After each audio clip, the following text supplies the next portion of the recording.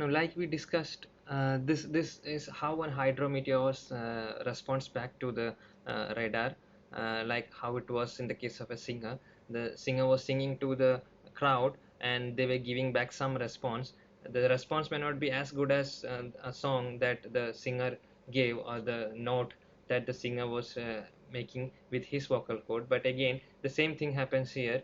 The waves, you can, if you observe this, you can see the waves are quite bigger when they are being transmitted from the radar. The response back that is coming from the hydrometeors is a feeble one, very feeble one, but only thing is they all will be of the same frequency. Now it is the same case. The radar is transmitting around 500 kilowatts of power, and what it is getting back is the order of nanowatts. That means that much feeble power is what the radar is getting back, and it is that sensitive, the receiver part of the radar is. And all this we can achieve using the digital electronics or power electronics, so that even the faintest of signals can be identified and processed. Now again, going back to the same concept, the frequency that emitted by radar is so chosen that it can have an impact, or it can get some response from hydrometeors. Now in case of Goa Doppler Weather Radar, we are using a frequency of 3 gigahertz, and this 3 gigahertz is so chosen that a certain spectrum of hydrometeors only will respond to that. There are some limitations related to the diameter of the hydrometeor. Like in case of Doppler with the radar Goa, the frequency chosen is such that it will get response from rain droplets or water droplets on the cloud, which are of the order of let's say 0.01 millimeter to around zero point 0.5 millimeters of diameter. So that smaller size is the expected expected object that will respond to the radar's frequencies. In short, these frequencies are so chosen that we get the best result out of the kind of hydrometeor that we are targeting. Now this is again another animation. The radar is singing loud to these clouds, and a part of that is echoed back in case of electromagnetic energy here, and the radar is processing that data and providing or displaying output which we humans can interpret as clouds and or even cyclones. The same thing again, we have different types of radars: S band radar, C band radar, X band radars, or even other bands of radars, which differ from each other on the basis of the frequency that we use. Now the radars that we find on the coastal lines of the country are mostly S band radars, which are subject which are targeting cyclones over the high oceans, let's say 500 or distance beyond that. So that's why we are using this particular frequency, and we are using this particular power of transmission, so that we get the best result out of the targeted hydrometeors or the weather phenomena. Now we have C band and X band, which are mostly used for research purposes or urban meteorology purposes, which are mostly in the interior parts of the country, where the cloud structure and the cloud water droplet size will all be different, and on such regions we are not expecting cyclones to reach, so they don't need to have a range of 500 kilometers or even 250 kilometers. So accordingly, the size of the radar, the antenna size of the radar, the power that it is transmitting, all these things differ. This is the schematic diagram of a radar, quite similar to what we have in Goa. We have a radome here. Inside that there is an antenna. That antenna is connected to the signal processing unit as well as to the transmitter unit. Why it is so? Because if we just compare it with the signal, that singer's analogy, the difference here is the singer will sing using his vocal cords, and he will wait for the response or listen the response using his eardrums. Here both are the same ones. Here it's the antenna that is transmitting the signal. It's the antenna that itself is the receiving part.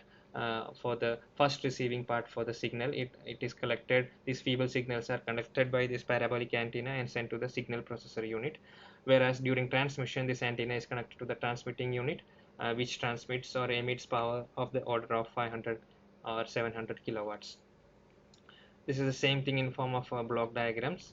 And this is the antenna we have in Doppler Weather Radar Goa, 8.5 meter diameter, weighing approximately 2 tons, and this 2-ton antenna is continuously rotating inside the radome, transmitting signal, listening for the response from the hydrometeors, all this of the order of milliseconds, at the same time rotating at a speed of around 12 degrees per second.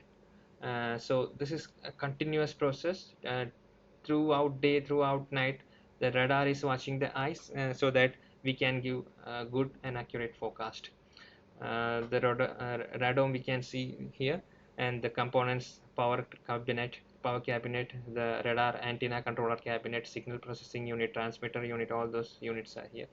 Now the basic products that radar gives are three. Now here at this point we have to differentiate between a common radar, a normal radar, and a Doppler weather radar. Now in these days most of the radars are Doppler weather radars. The term Doppler, why it comes, because now these radars can give a product called radial velocity apart from reflectivity. Reflectivity is what all the radars can give. Radial velocity is something that only Doppler weather radar can give. The radial velocity is the measure of the speed at which the water droplets inside a cloud is moving, whether within the cloud or the cloud as a whole. So these two information we get. The velocity of the cloud is useful in detecting to what direction a cloud mass is moving, at within what time it can reach at a certain station, and we can understand the velocity with which wind is blowing near the cloud. All this information we get from radial velocity. And reflectivity, on the other hand, is the quantity of water droplet that is there in the cloud, which gives us the intensity of the cloud, like how intense a cloud is, up to what levels of atmosphere the cloud is stretching up, and how, where are the core regions of water droplet concentration. All this information we get using reflectivity. Now spectral width is the distribution of velocity within a cloud. How much is the turbulence inside a cloud, that the spectral width will give us. Now, the principle of Doppler weather radar. Doppler effect is the basic phenomena on which Doppler weather radar functions and provides us the radial velocity. Doppler shift and Doppler principle, most of us have learned in our high school classes. This is an animation that well explains about it. Now, Doppler effect is basically an apparent shift in frequency when there is a relative motion between source of wave and the observer. Now here in this case, the white circle at the center is the source of wave. It is transmitting signals while it is moving, and we have two listeners or two observers here on the left hand side and the right hand side. For the first observer on the left hand side, the source is moving away from him, so the frequency is this observer will feel that there is a change in frequency while the wave is always emitting at the same frequency. Now, how to identify that change in frequency? To count the frequency or to identify the frequency, we count the number of peaks of a wave within a defined length. Let's say 1 meter here. Now, as the move of the as the source is moving away from the first observer, the peaks are getting expanded. That means the number of peaks are getting increased. So the frequency is getting decreased here. For this observer, this observer will have will feel that the source is starting to emit waves which are decreasing in frequency, whereas here on the right hand side observer, the number of peaks is getting increased, the wave is getting congested in some way. We will feel that is just because the wave, the source of the wave is moving.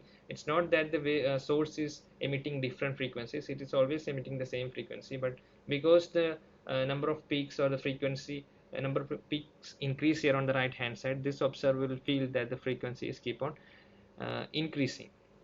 So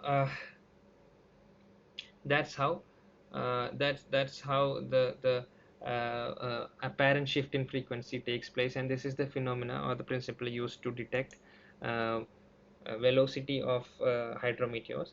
And here this is the radial velocity product that we get from radar, and what we find here is colors of two category on the cool shades, which are blue and its related shades of color, and red or warm shades, which are yellow, red, and correspondingly associated colors. All of them give us some information which is so vital, particularly when cyclones or severe thunderstorm clouds are there.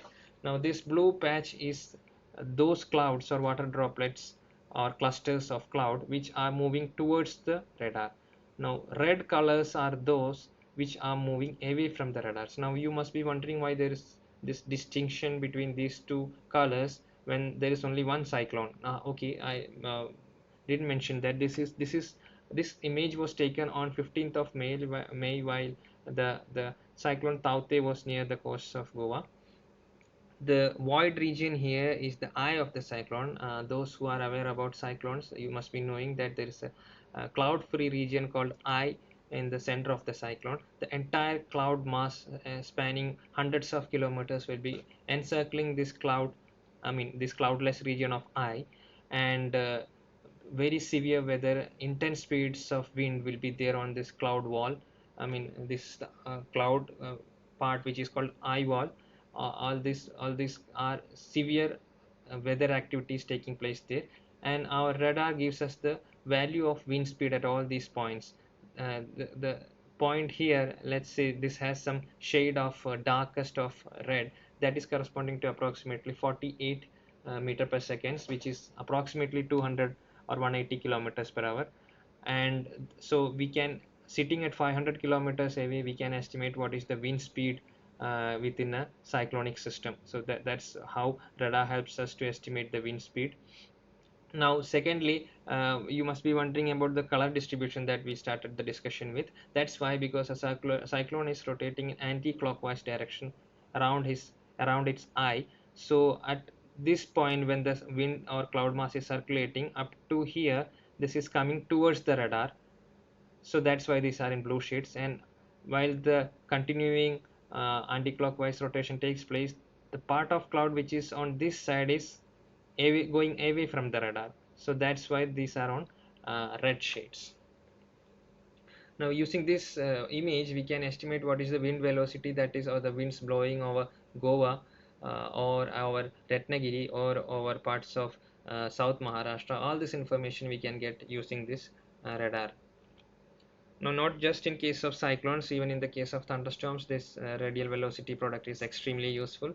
On right hand side, we have the reflectivity product, which gives us the location and intensity of the cloud. On left hand side, we have a radial velocity product. Now, how to use this for forecast is, on right hand side, if we have just the reflectivity product, yes, we can get to know that where are the clouds and how intense the clouds are, but at the same time it is important that we forecast the position of the cloud, where the cloud is going to be after, let's say, 1 hour, 2 hour or something. So here the radial velocity product helps us. Like, we go to the thumb rule that I explained in the previous slide. What all are shown as blue are going to come towards the radar.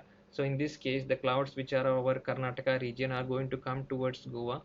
So accordingly, we can issue the nowcast, we can issue the forecast for coming 3 to 4 hours, that there is going to be intense rainfall activity or thundershower activity over Goa, and this is something similar that took place on 5th of October.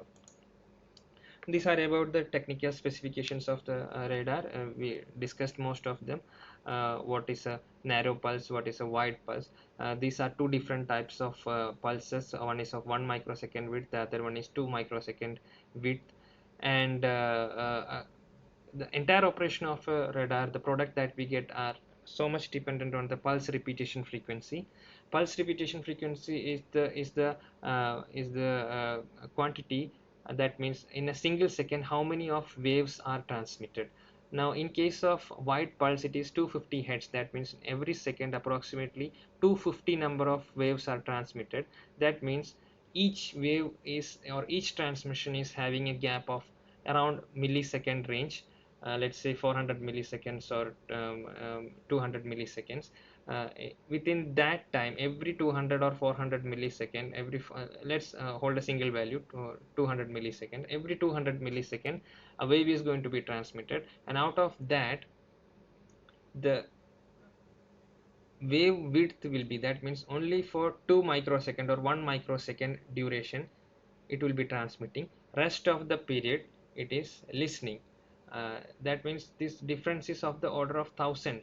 Like we explained previously, if we bring it to the level of time scale that we humans can perceive, the radar is transmitting for a day. If it is transmitting for a day, it is waiting for the response for 1,000 days. That is 3 years or more. I mean, around 3 years. So that is the way, or the time scale in which a radar is operating. It is continuously transmitting every millisecond, every 200 millisecond, and then out of that it will be transmitting for 1 or 2 microseconds and listening for the entire duration left in that millisecond. And based on this pulse repetition frequency, we can estimate the highest wind speed that it can detect without error, highest range it can detect without error. Now all these things are programmable. We can change all these values, this pulse repetition frequency, according to our requirement, and we can change the pulse width according to our requirement. And these values, maximum unambiguous velocity and maximum range, we can configure according to our requirement. Now, if you must be remembering the assumptions we had while we were taking the analogy of the singer and his cluster of fans. Similarly, here also there are some basic equations, basic mathematical equations, concepts of physics, atmospheric dynamics that guide the operation of radar. I'm not going to going in details about this equation, but this is what we call as radar equation, which ultimately gives us the reflectivity of a target. There are a number of assumptions similar to what we were having in case of the analogy we used. These analogies, I mean, these assumptions are the guiding factors. If there are these assumptions are not there, then we cannot estimate the actual reflectivity or velocity of a cloud, and that is obvious in case of remote sensing observations. We are not going into the cloud and taking the in situ observations, whereas we are finding the cloud at 500 kilometers distance, sitting inside our office rooms using the eye of radar. So there has to be some set of assumptions which we have to use in our formulas and calculations, so that we get a usable output and an accurate output. I'm not going one by one into those details, but please be aware that there are some assumptions done for the estimation of reflectivity or velocity. Now, this is an interesting image. People used to ask the first question as what is the range of a radar? Now, the radar can have infinite range, infinite in the sense the based on the quantity of power it can transmit, based on the feeblest of signals, the least feeble signal it can detect. Based on these two criteria, it can have whatever range it wants to. But the point is whether it's of use. That is the question. Why I'm telling that? Now on the left hand side we have height marked 2 kilometers, 4 kilometers, 8 kilometers, 20 kilometers. On the right hand side, these curved lines are actually indicating the curvature of the surface of earth. We know the earth is uh, in a geoid shape, so it has curvature as we move away from a particular point. So similar in the case when we move away from the radar, which is at 0, the distance, as the distance increases, the curvature of the earth also increases. And on these lines we have marked as 0 degree, 1 degree, all are the elevation angles at which radar is transmitting its electromagnetic wave beam.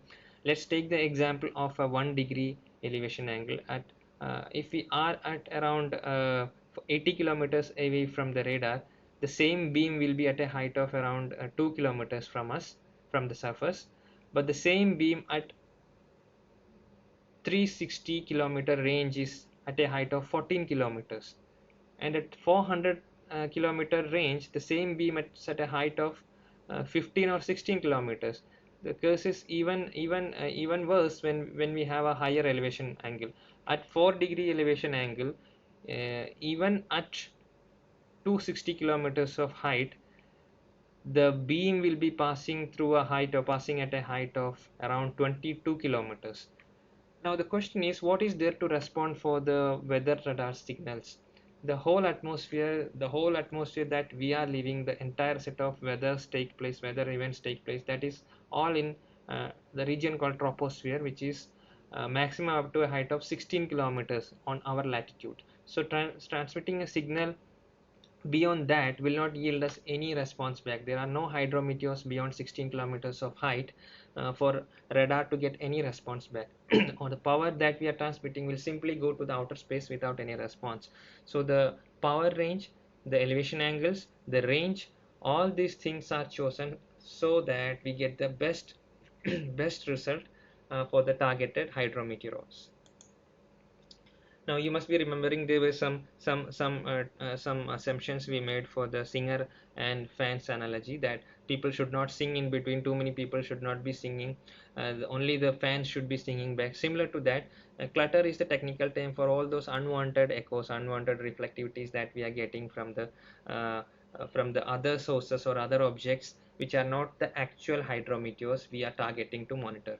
Now that could happen because of buildings, trees, sometimes from water bodies. And another thing to note is that the atmosphere itself has some parameters, some specifications, or some its parameters may change at season to season, daytime to evening time.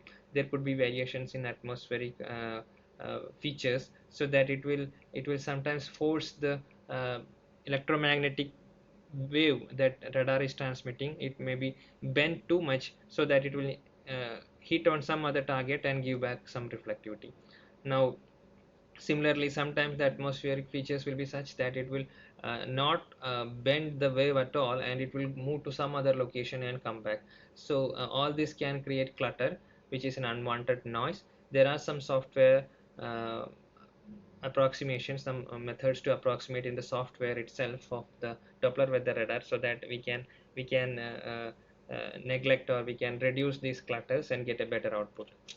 This is again the same thing. We are getting sea clutter, sometimes we are getting ground clutter. Sometimes the lower elevation angles will give us ground clutter, even if there is no overbending or superfraction or subfraction. Even if those are not there, still ground clutter could be there.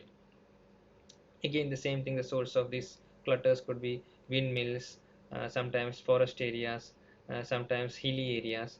So like I told, there are some pre-existing mechanisms in the software of the radar to uh, mitigate this to certain extent. Now DWR products, the basic products are of course reflectivity, radial velocity. And just stressing onto radial velocity, you must have noticed that at no point of time I used the word velocity where I was using radial velocity. Why? Because the radar cannot measure the actual velocity. It will always be measuring radial velocity. How and what is radial velocity? Let's see. Let's take this example on a left top. We have this green line, which is the actual wind speed or actual movement of clouds, actual direction of clouds movement. At this point, the when the radar beam is hitting that cloud, the velocity experienced by that cloud can be resolved into two components, and the component along the radar beam is towards the radar, while at this point the component of velocity along the radar beam is away from the radar. So this velocity will be taken as a uh, uh, red velocity, and this one will be taken as a blue velocity. And you must be remembering how we were telling that the red colors are the ones which are coming towards the radar, and red colors are the ones which are going away from the radar, and blue colors are the ones which are coming towards the radar. There are so many products, so many derived products, uh, which can give the approximate volume of approximate quantity of water inside a certain volume of atmosphere, which can give layer by layer wise wind speed at different levels of atmosphere. So many products are there which the radar can give. It can give warning products: thunderstorm warning, hail warning, dust storm warning. It can estimate rainfall, and it can give these products for different ranges and different elevation angles. All these can be uh, uh, adjusted or chosen by user. Now this is a product called maximum reflectivity product. Why it is standing apart is it gives us almost a three-dimensional view of the cloud. It gives us the information. This is the top view on this square pane that we are getting, whereas on these panes we get the height of the cloud. From this itself we can infer so many things, like here this cloud is having approximately 14 kilometers of height from the surface, and its core region is there around 3 kilometers of height, where so much of water droplet concentration is there. And there is another region at around 10 kilometers height, there also there is intense reflectivity. So that helps us to estimate what could be the impact of this cloud, how much rain it can give, how much whether there could be any lightning activity associated with it, whether there could be gusty winds associated with this. So all this forecast or impacts we can give based on this information that max said image is projecting. Surface rainfall intensity also it can calculate, can the radar can estimate the possible amount of rainfall that a certain reflectivity can give. Volume velocity processing gives us the wind speed and direction at different levels of atmosphere for every 10 minutes. It helps us to guess that to which direction a cloud mass will move, a thunderstorm cloud will be moving towards which area of the city, which area of the state. So all that information we can give. Now this is a similar projection. We have the actual movement of clouds in alternate images here.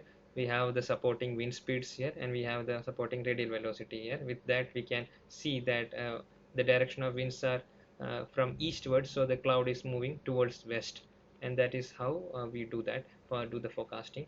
A squall line is a very severe weather event which normally takes place in the eastern parts of the country. These are bow shape of echoes or bow-shaped reflectivities which travel hundreds of kilometers, and intense lightning and thundershower activity will be there. So this is a common feature. These are locally called as Kal Baishagi over Orissa and West Bengal region and over the northeastern parts of the country. This was taken on 12th of April 2012 using Doppler Weather Radar at Agartala. Now we have different uses of Doppler weather radar. It can be used for cyclones, estimating its direction, its wind speed, and one of those prime examples of uh, the degree of help that it can provide for disaster management was during Cyclone Tauktae. I'll show you this animation when from 14th of May to 16th of May, when Cyclone Tauktae was forming its shape. It was forming over Arabian Sea near Goa's coastal lines. You can see slowly the system is forming, its eye is forming, it's moving, skirting the coastal lines of Goa. And this entire 3 days we were continuously monitoring the system. We were continuously estimating its wind speed, its direction of motion, its possible impacts, its center. All this information we were continuously monitoring and passing on to state administration as well as to other stakeholders, so that the required preparations can be taken. And we are proud to say that using this information on that particular day, the Coast Guard services, they could save approximately 70 people from sea who were stuck over sea without knowing the directions, without knowing the position of cyclone, without knowing the direction where the land is, coast is. So they were stuck up, and the data that IMD provided saved these precious lives with the help of Coast Guard. And like we discussed throughout, radar can give us this information, that information, vertical extent, reflectivity, but ultimately the decision maker is the human behind it. And we are proud to say that our staff here, our officials here, who are sitting behind these machines, inferring this data, taking decisions, they are skilled enough, they are dedicated enough that they are continuously monitoring the atmosphere around Goa, giving informations. And they are the unsung heroes who sometimes their effort, yes, get published in newspapers like this, but they are working 24/7, and they are the real people who are giving and maintaining the continuous flow of information and taking decisions, and making the accurate decisions based on what radar or any other weather equipment can provide. Now this is another, and that's what the service of radar was during cyclone. And this is during thunderstorm, the one that took place over Goa on 2nd of October. uh, we were finding that some intense thundershower activity was about to happen. This is all apart from the general forecast. General forecast we issue 3 or 4 days in advance that thunderstorm activity is going to take place, and even in this case we had issued general forecast warning from around 30th of September itself. Now on that particular day we issue nowcast which are of 3 to 6 hours validity, and those are issued only when there are significant weather features that are forming. And this was such a day where we were experiencing severe thunder showers all throughout North Goa and many parts of South Goa as well. And our officials who found out that there is possibility of this thunder shower or thunderstorm cell formation, they gave out warnings, and we usually publish these informations on our website and on our social media accounts, apart from the emails and SMS, WhatsApp messages and everything. So public can get this information from our Twitter handle, from our uh, Facebook page. Now here we can see how the clouds were moving from around 8 o'clock in the evening. The thunderstorm clouds passed right over Goa, and the intense these clouds were, they were reaching up to height of 15 or 14 kilometers height. There was intense thunder shower activity, gusty winds, and this was the nowcast message we issued on that particular day, mentioning the uh, uh, weather event, how intense it could be, and how long it may persist, and what all regions, what all talukas may get affected. All this information was there, and exactly as the nowcast went on, there were severe impacts. This Sinkirim area of North Goa, church was affected with a lightning strike, and there were some damages there. And so that's why such information is so vital, so important, and the information reaching to public is so important. Even though we can keep on continuing the flow of information, but at some times the user will proactively have to come to the location where this information is published, so that the set of information is reaching even to the last mile. Now, this is a similar peculiar event which took place on 19th of February, when there was hail over Goa. Hail in February is a rare event for Goa, though it may take place in the months of late May or October, November, but in February it was really rare. Now you can see the darkest of red color shades here. That is why, because the ice crystals usually give more reflectivity than the water droplets. The 0 degree temperature of our atmosphere at that particular day was at comparatively lower height, so all these water droplets, they all combined, they got frozen, they frozen into ice particles which were big enough so that they, when they fell down as part of rain, they did not melt completely. They were they could be identified on ground as small ice crystals, which we call as hails. Even this hail event was forecasted, and nowcast was, I mean, not hail event, the thunderstorm activity was forecasted, the hail was observed, and even in our nowcast also we had mentioned that there could be possibility of hail on that particular day over Shiroda. This is a similar event on 23rd of October. Again, the information was supplied 3 to 4 hours in advance, and we all know how the rainfall was on 23rd of October, which is hardly 24 hours uh, before. So apart from thunderstorm activities, cyclone event, we use this tool and the product of radar extensively for heavy rainfall event as well. Now this is on the eve of 22nd July, when we observe that the intense patch torrential rainfall spells could be there over eastern parts of Satari throughout the night. At around 10 at around 9 p.m. we issued this impact based forecast, where we specifically mentioned that there could be short, intense and very intense spells over some regions, and there could be rise of water levels in canals, what there could be swelling of rivers. All these things we forecasted on that particular day. And now I'll just remind you once again, these are all apart from the regular forecast.